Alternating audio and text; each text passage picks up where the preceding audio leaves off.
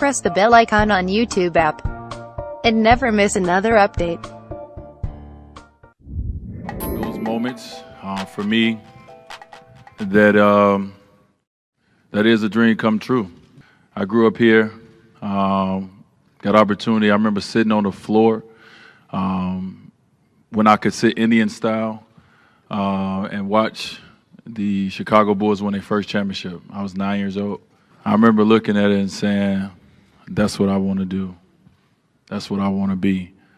Beginning of this year, would you have thought you would have been a Chicago Bull by the end of the season? No. I didn't think at the end of the season. You know, this was not something that I was like, oh, I'm going to play the season, I'm going to go to Chicago. This is really something that came about, and even when the process was already going, you know, when I was out there trying to figure out what I wanted to do. You said earlier today you were making it clear that it wasn't about money. Yeah. What is it about? It's one about what I want to do, you know, having the power to do what I want to do.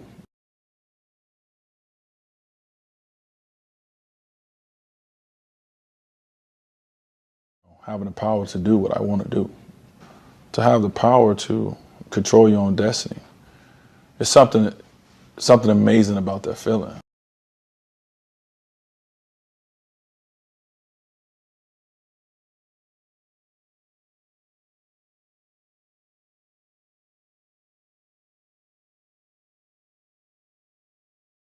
We begin with breaking news. A woman shot in the head outside of a Chicago elementary school on the south side. CBS 2's Dorothy Tucker is live outside that school in Washington Park. Dorothy. Where, Erica, the police are still here on the scene. We're still gathering information, but we are told that the 32-year-old mother was shot right outside of Dulles Elementary School, which is here in the corner of 63rd and Calumet. Now, police say it happened around 3:30 this afternoon. The woman was walking by the school pushing a stroller. She was walking with a man, and police say two men walked up to them and started shooting at the man. But the 32-year-old woman was hit in the head, in the arm. The shooters, according to police, ran inside a nearby store. Friends say that relatives took the baby when the mother was rushed to the hospital. We just know she has 4 children, and she just moved in this area possibly about 4 months ago. She moved in this area, and I mean, it's just devastating right now. So we don't have any, we don't know what's going on right now. The family is at the hospital. Now, the woman was taken to Stroger Hospital. Police tell us that she has since passed away. Police still here investigating. 32-year-old Nakia Aldridge's connection with her famous cousin Dwayne Wade was a source of pride. She posted this family picture with hip-hop artist Common on her Facebook page from the NBA star's birthday party at his mom's Chicago home. But Friday, she was the one making headlines as one of Chicago's latest victims of gun violence. Police say the mother of 4 was pushing a stroller, walking to register her children at school Friday afternoon when 2 men opened fire, hitting her in the head and arm. They say she was not the intended target, but an innocent bystander.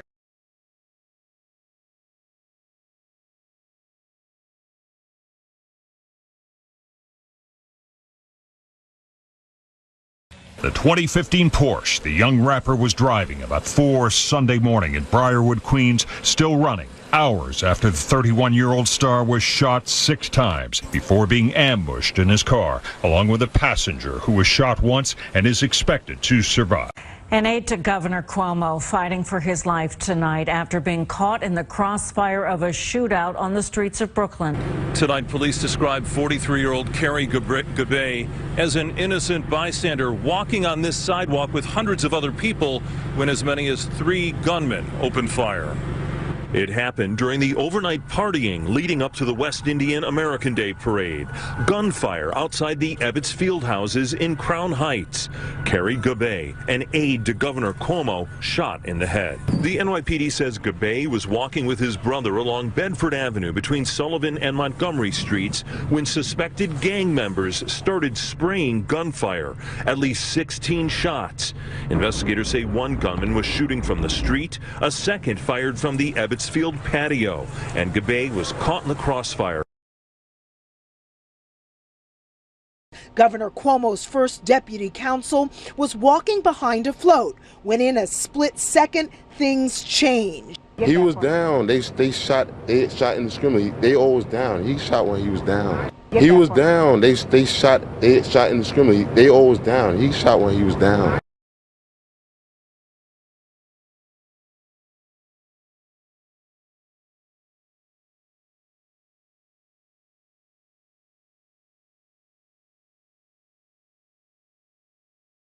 They shot indiscriminately. They always down. He shot when he was down. Kevin was there right with Kari when his best friend was hit in the head with a stray bullet. Authorities say the 43-year-old was caught in the crossfire, a gunfight.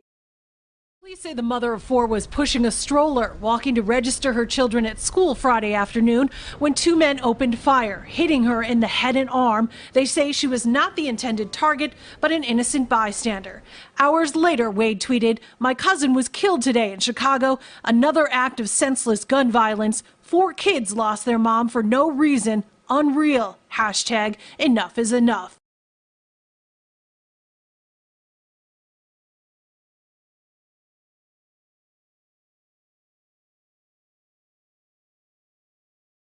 My exclusive interview with Dwayne Wade. 1 week ago, his first cousin, Nikia Aldridge, a young mother, was killed in crossfire on the streets of Chicago. It has been the deadliest month in Chicago in 2 decades. And Wade, who is returning to the Bulls for the fall, spoke about how that community can come together and his family's personal tragedy.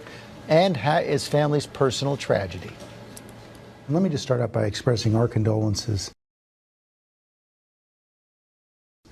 for your loss. I think it's so hard for people to believe. Your cousin, Nikia Aldridge, walking down the street, pushing her baby in a stroller, signing up for her kids for school, and she gets shot. It must have been shocking. Yeah, man, just hearing it again, it's tough. It was, I think, for our family, it was very tough. So just the headlines alone, mother walking down the street, registering her kids in school, a mother of 4, gets murdered. It's tough to deal with it. Yeah, she was doing all the right things. It's kind of one of those moments, for our family that it's like, this is not real. My cousin Nikia, I always say she was like the quiet one. She would just be there. She would be about her kids. She would be about her family, but you never would know she's in a room. And it was shocking. It was shocking to hear not only that she was murdered, but it was shocking to hear the way and how. Her mother, my auntie, my mother, the family is tore up. Your family's so devastated by all this, and on that weekend alone in the city of Chicago, 10 more people killed, 57 shot. Yeah. I mean, the town you're going back to is having a hard time. We're coming off of doing the town hall meeting. Right there right with ESPN just the night before. Literally the night before. It's important for all of us to help each other, to go back and say, you know what, where did this start at? How did this start? And let's see how we can change there. We're using our voice, we're using our platform to try to shed some light on the city of Chicago. And then hours later, one of my family members is killed. 2 arrests have been made in Chicago for the murder of Dwayne Wade's cousin. 22-year-old Darren Sorrells is a member of a local gang, the Gangsters' Disciples. His older brother Darwin was previously in prison on a gun charge, but was let out early. He's considered a co-conspirator. Both men were on parole. 22-year-old Darren Sorrells is a member of a local gang, the Gangsters' Disciples.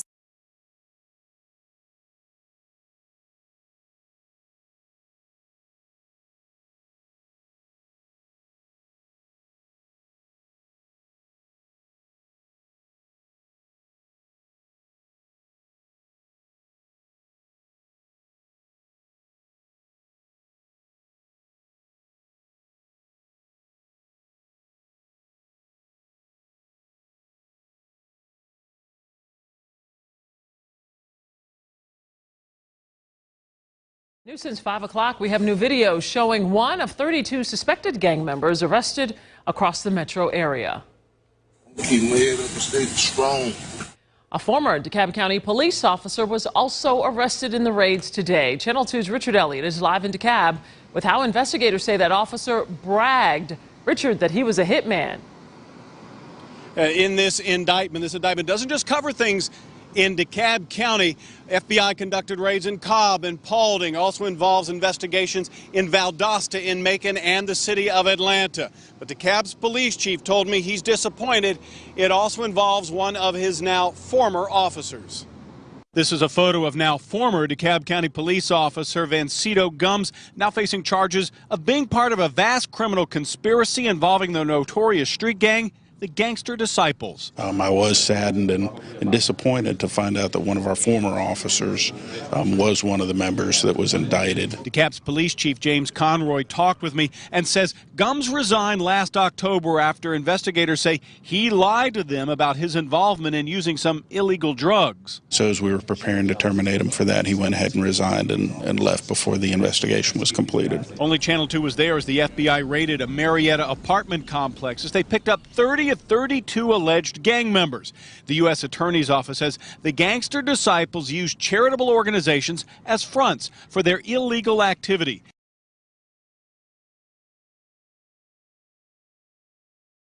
The U.S. Attorney's Office says the Gangster Disciples used charitable organizations as fronts for their illegal activity. And according to the indictment, Vancito Gumbs bragged that he was a hitman for the organization. We're finna get good, y'all. No, where was I before I just sneezed my fucking brains out? So, those the gangster sets. Now, I think I told you before how Minister Fontaine and Larry Hoover got cool when they was in jail. So, Minister Fontaine brought the idea to David. And King David Barksdale, he liked the idea of clicking up all the sets in the Inglewood area, in most of the South Side, to make the Black Gangster Disciples. David threw this meeting, and this was the most important meetings of all, and this would make one of the strongest brotherhoods ever known in gang history. Now, this is when it gets good. Now, the meeting was on 64th in Halsted. Now, for you to know the area, you like, yo, that's Kennedy King College. Now, I'm finna blow your fucking mind with some real history. Now, this coming out of Gordon's mouth. So Gordon tells me, you know what Kennedy King at, right? And I said, yeah, I know what Kennedy King at. So he said, it's a field across the street. I know the field. And it's a building right there. And in that building is where we had our first meeting. So I'm like, word? No, that's cool. What's special about the building?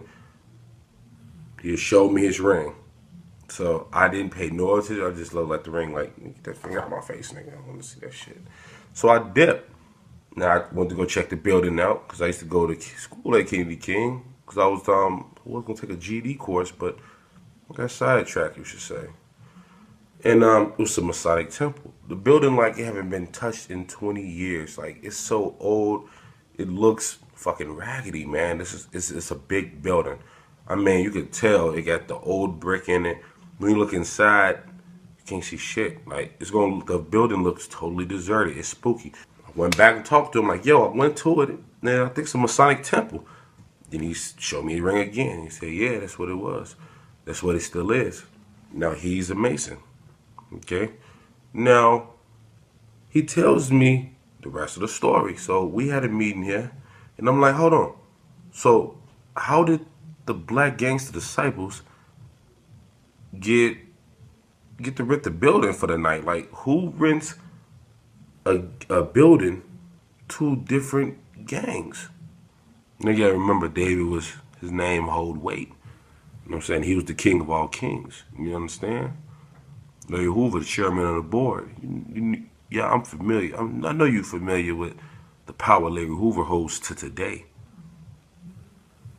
So it just always got me like, what happened? So I ended up asking him, was King David and Larry Hoover Masons at that age? And he gave me a smirk. He gave me the craziest look. He like a giggle, you know what I'm saying? And he never answered.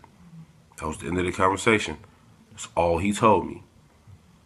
You know what I'm saying? He told me stories, how they fought, I used to rumble. They didn't use guns. If you did have a gun, they didn't have to use it. You know what I'm saying? A bunch of shit that niggas know. You know what I'm saying? We know what happened back then. But I just could not understand what was going on. And then I look at a lot of the symbols with the gang, as far as disciples and the people. And a lot of them comes from the Mason doctrine. And it really gets me. Some of the laws is in the Masons rule book. So I mean, it's good enough to say that BGD was started by Freemasons. I want to say to the brothers behind me and to the brothers out there in the YouTube world, you know what I'm saying, from Freedom Lodge #1, Grandmaster Aten Ray.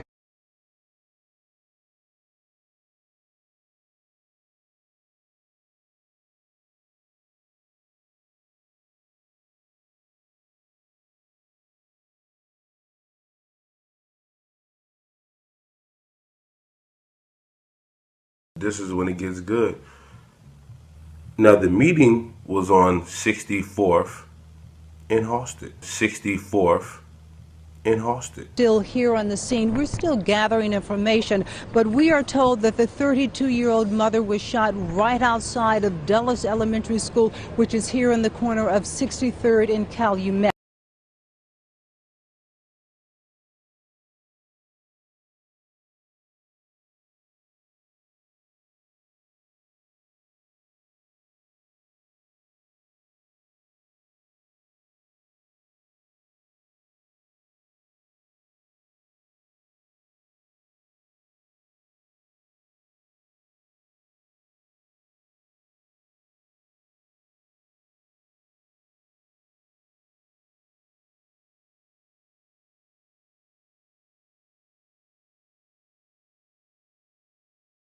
Now, for you to know the area, you like, yo, that's Kennedy King College.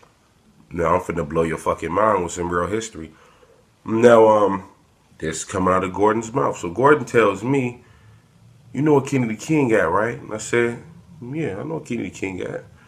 So he says, it's a field across the street. I know the field. And it's a building right there.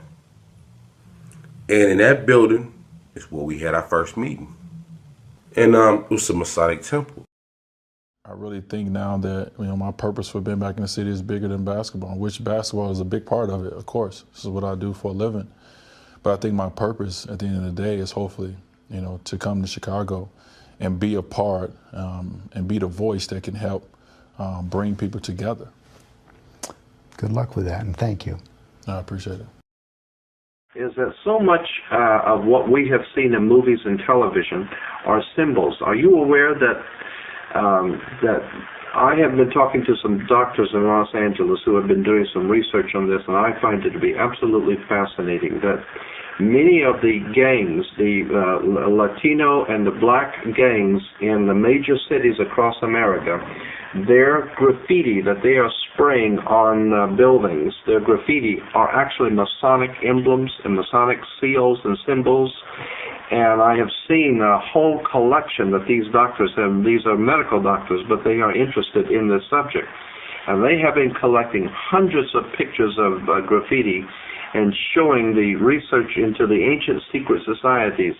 And there's no way that these black and Latino gangs could know these symbols. There's definitely a connection between the gangs and some sort of a higher orchestrated mind behind the warfare going on between gangs. I don't think those gangs are by chance. I think they have been nurtured and orchestrated and promoted and even financed. I mean, if you think about it, how those gangs have money to travel around, they can buy guns, they can roam around, they don't have to work. Where are they getting their money from? Well, not only that, but their main occupation is the narcotics business and fomenting chaos, confusion, and fear. Right. And they haven't got the background of understanding, learning, to put together the kind of logistics network that it would take to supply this kind of an enterprise. Absolutely. So someone with an awful lot of money, an awful lot of organization, and absolute ability to provide 100% protection is supplying these city gangs. It's not the mafia. You can bet. This is a very sophisticated,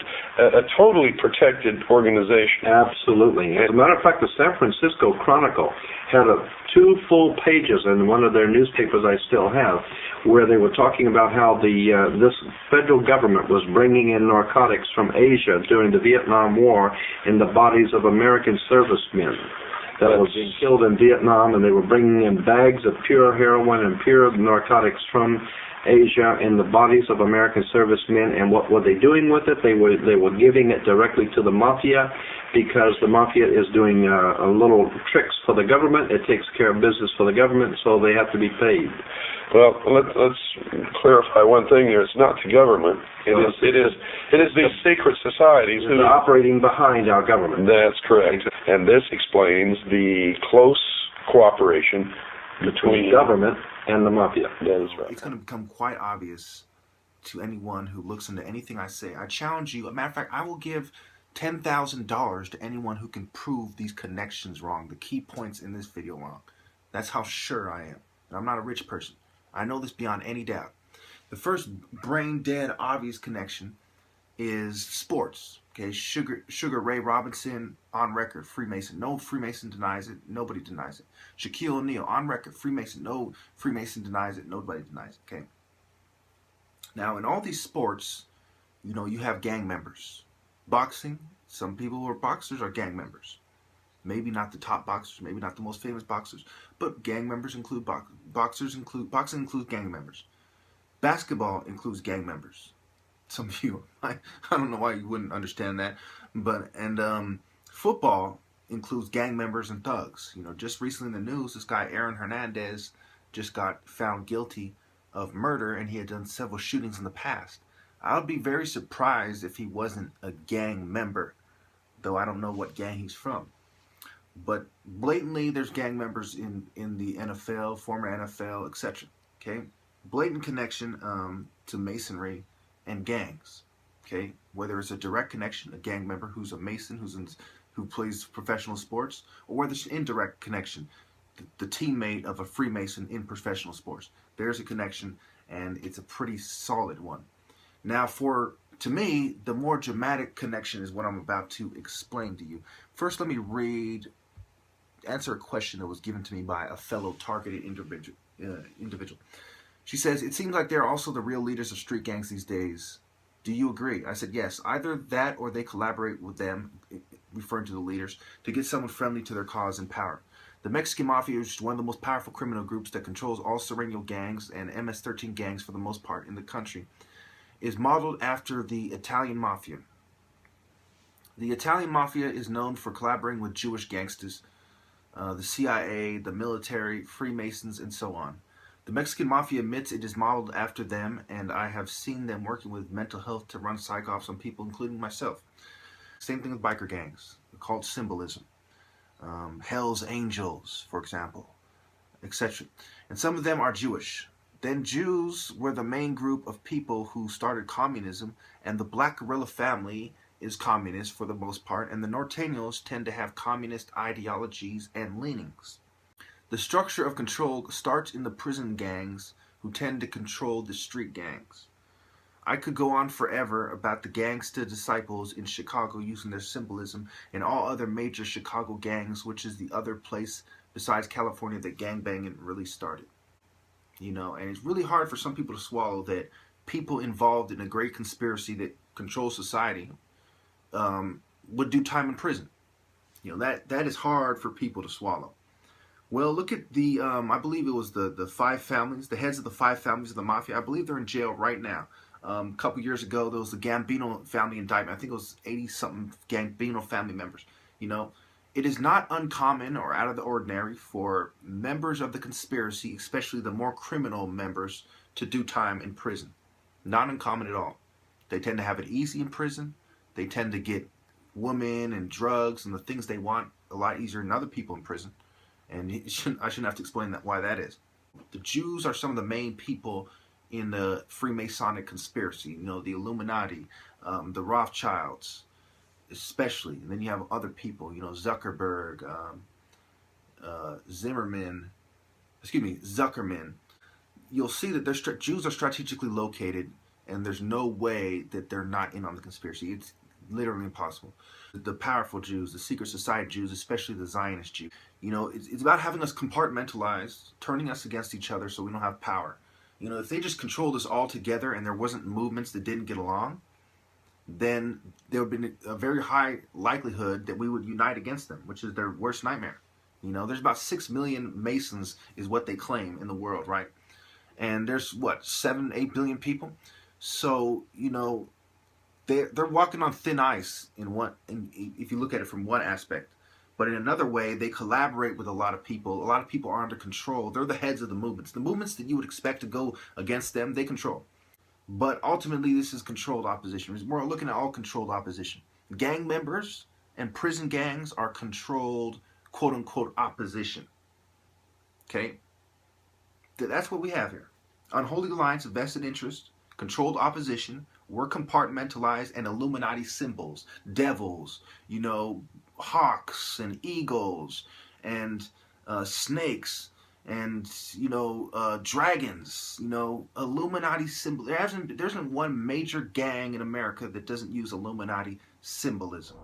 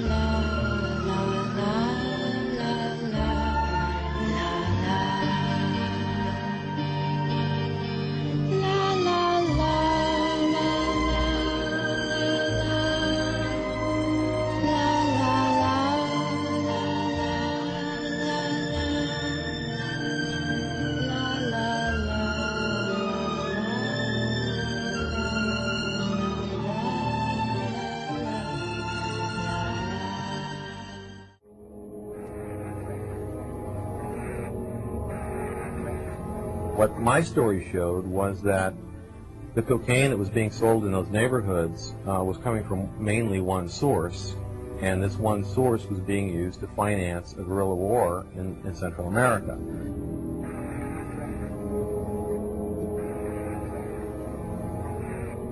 The general idea of the CIA dealing drugs was something that the American mainstream press had never written about before, and that's why it prompted outrage among blacks, among drug reform activists, among politicians, by the CIA, by every federal agency involved in the drug war, because it showed they weren't doing their jobs. There was a fraud.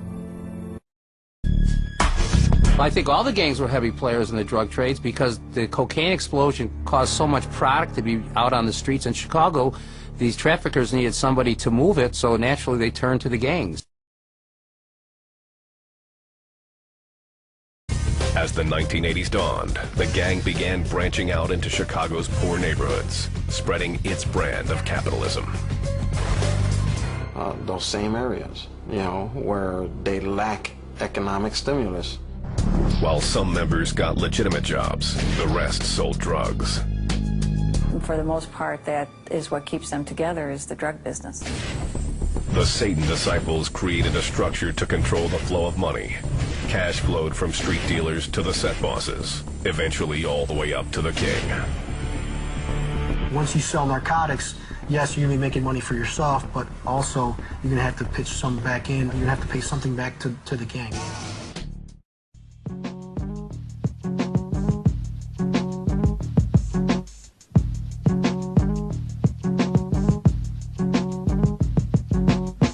The temptation of the beast. You slip and lose your grip and forever fall asleep. The venom is contagious, be wary of its spell. What you thought would be heaven turns out to be hell. I wonder if she knows the devil's taking off her clothes deep into her soul. Stole, now he's in control, Papa's doing worse. A victim of the deadly curse wouldn't be the first to leave the ghetto in a hearse. Oh, and how it hurts. The children pay the biggest price, never gets the chance to grow up with a happy life. Blame it on the rock, but we know that's a bunch of crap. Someone from the top supplying us with plenty crap, keep them in a daze. Don't let them see the other way, let them all get paid. Won't live to see another day. See, they never got a breath of the sunshine. Now the kids addicted and only hit it one time. We're destined to be dead as a nation. Don't let it come to this. Resist the temptation. Today, I'm gonna fill you in on the connections between the Illuminati and your local street gangs. Alright, yo. So me and Rat grew up poor as fuck, right? And, you know, hanging out in the streets and shit, you get mixed up with the quote-unquote wrong crowd or whatever, you know, and, you know, we got into gangbanging and shit, and, you know, we used to hang out with Sureño Treses and a bunch of Crip niggas and shit, and so I know a little bit about gangbanging, right? And now I got older, and, you know, I'm wiser now, and I've been looking around at stuff, and I started investigating the New World Order and the Illuminati, and I gotta tell you, man, there's some strong similarities between the two. It almost makes me think that the Illuminati runs the gang system of America. So let's start off with initiation. Here we have a couple pics of a Skull and Bones initiation. And here we have some Freemasonic initiation. And here we have some gang initiations.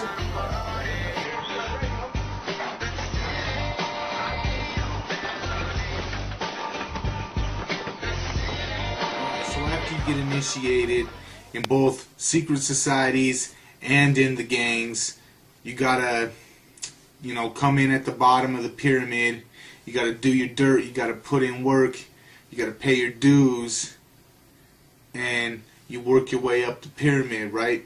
You start out in, you know what I'm saying, you start out on the streets as a YG, and you get jumped in and you do, you know what I'm saying, you respect your OGs and you do what they tell you to do, and you prove that you're down, and you move up in the ranks and you become a G, and then you're a G for a couple of years, and you put in some more work and you do what, you know, you're supposed to do, and then you become an OG, and then nobody in the gang can fuck with you. And it works the same way with secret societies.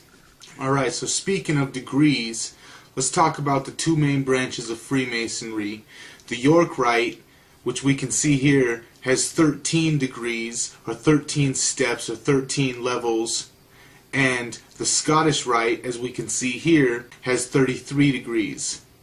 This is very interesting because two of the main Hispanic gangs, Mara Salvatrucha, or MS-13, and Sureño 13, both have 13 as their signifying number. And Tre Tre Crips, one of the bigger Crip gangs, uses 33 as its signifying number. So in other words, three of the most predominant gangs out there all use numbers sacred in Freemasonry as their identifying numbers. Alright, let's move on to hand signs. Everybody's seen, you know what I'm saying, rap videos or the gangster movies. Everybody knows what gang signs are. Everybody's been, you know, it's so popular now. Even when you got white chicks throwing up gang signs on the internet now. So, yeah. Basically, the Illuminati got hand signs too. You can see some Freemasons doing their hand signs right here. And you can see George Bush throwing up his devil horns, or, you know, his hook'em horns, because he's from Texas or whatever. Real big Texan. He ain't even from Texas. But whatever. But, you know, why the fuck is Bill Clinton throwing it up? Or why the fuck is Dan Quayle throwing it up? Or other world leaders? You know what I'm saying? These people aren't from Texas. Why are these people throwing up the hook'em horns? Speaking of the devil horns, as you can see here, the Latin Kings, another really big street gang, they use the devil horns to signify their gang. Also, they use the crown, which anybody who studies the Illuminati knows that the crown represents the sun, or it's sun worship.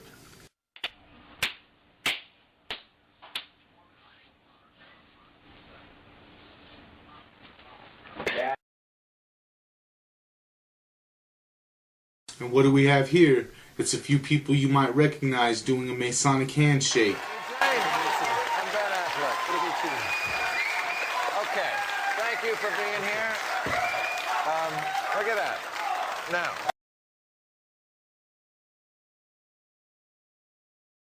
Alright, this is some shit from Folk Nation, one of the larger Crip gangs.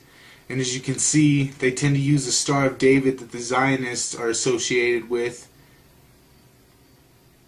And if you look at this picture, you can see the Star of David, a pitchfork, a backward swastika, and if you look closely, you'll see 3 hidden 6s in there as well. And what about biker gangs? Biker gangs use a lot of the same symbolism of the Illuminati too. Take a look at this, the skull and bones. Have you not seen this on many bikers' jackets? Or what about this? It's the cross of the Knights of Malta, a secret society that hardly anybody even talks about. And you see it everywhere in biker culture, even on West Coast choppers. Okay, so if my theory is correct, and the Illuminati created or helped, you know, steer along the path that the gang movement went down, how would this be possible? Well, let's take a look at it.